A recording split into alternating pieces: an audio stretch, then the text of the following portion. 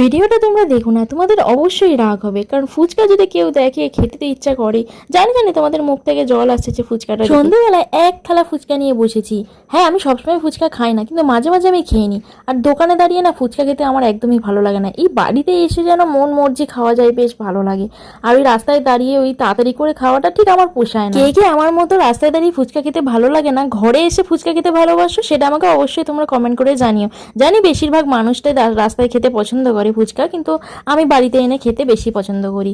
আর তোমাদের মুখে জল আসছে বলো আমার ফুচকা খাওয়া দেখে? জানি জানি জানি, সেটা আমি এমনিতেও আমি অনেকদিন পরেই ফুচকা খাচ্ছি। ফুচকা খেতে আমার বেশ ভালোই লাগে, বাট খুব বেশি ভালো লাগে এটাও নয়, মোটামুটি ভালোই লাগে। তো আমি জানি মেয়েরা ফুচকা খেতে বেশি ভালো পছন্দ করো, বাট আমি করি, মোটামুটি করি। আমাদের এখানে ফুচকা কিন্তু বেশ বড় বড় দেয়, ট্রাই করতে পারো যদি এখানে আসো।